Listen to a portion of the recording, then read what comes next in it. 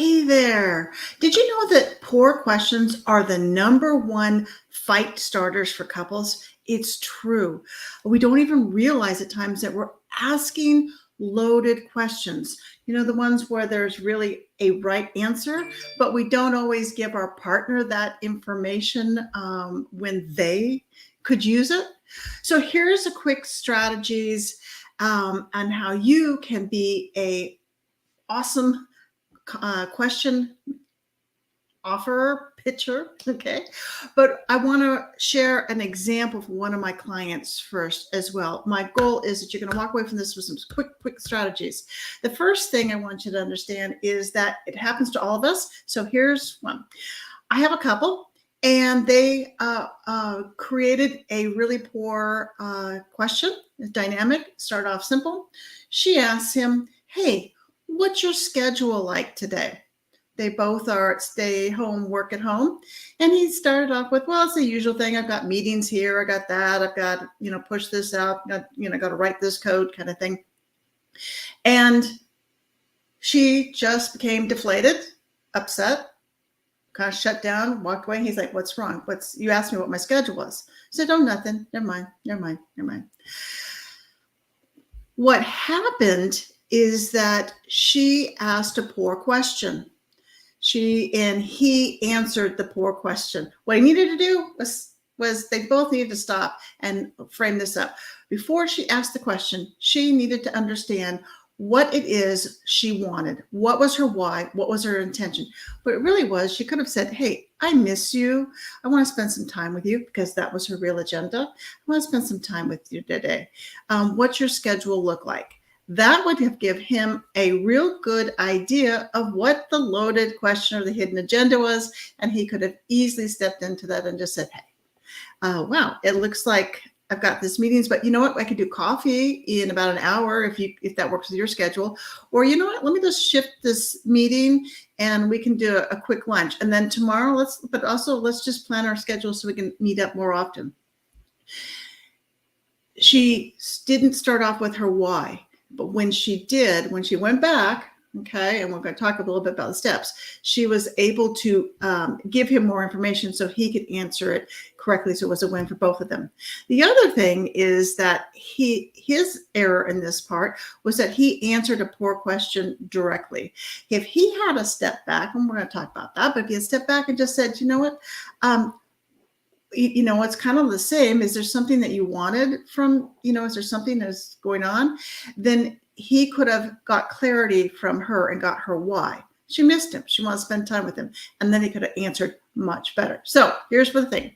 Start with the intention. Know your why. Why are you doing this? Why are you asking this? What's going on inside your head? What do you want from them? Number 2, listen. All right. Is their response matching up to your expectation? And I just want to share with you, underneath all of our whys, there's an expectation. All right. So you want to know that, and you want to listen for it, feel for it, if it's matching up with what you wanted, what you needed. Number 3, you want to stop. If the expectation and their answer all matched up, great. It's a win. Power to you, and enjoy your time together. If it doesn't, by stopping and pausing, you're interrupting the probably ongoing conflict cycle where those questions and answers just keep coming back and forth, and you don't get it resolved. You just get deeper in the mud and deeper into the conflict. Number 4 is stay curious. We want to step back again as you're saying anything.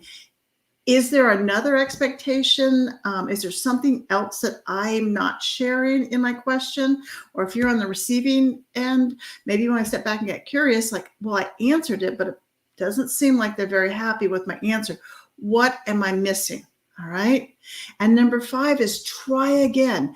Step back into it, redo your question, but front load it with your why. I miss you. I want to spend time with you. Okay. And then ask the question again. If you're on the receiving end, you might want to, before you answer them, again, just say, hey, my schedule is pretty much the same, but what's different? What can I do for you? What do you need? Okay. How can I help? All right. Another aspect of the try again is ask what each other heard. And that way you'll know, am I saying it right? Am I receiving it right? Is what's going on? And you'll take away those smoking guns, the loaded questions where there is a right answer and there is definitely a wrong answer, and the wrong answer leads to the conflict spiral. So I hope this has helped. And if you want to be one of those successful couples and you want to reignite your passion and reconnect and be able to check off the poor questions from your toolkit, because you know how to have the right questions, how to ask the right questions, how to answer the right questions, I want to invite you to join me in my Weekend Reconnect Bootcamp. It's designed for whether you are able to step away for a long weekend and reconnect with each other, or you want some of those date-sized, bite-sized moments where you have a focused time to spend together and there's no this staring at each other like, oh my gosh, what are we going to talk about? You have the right strategies, there's videos and fun activities. It's on demand, it's available for you. So grab the link below, check it out, walk through it. I'm here if you have any questions. I'd love to see you inside my Weekend Reconnect. Enjoy. Take care.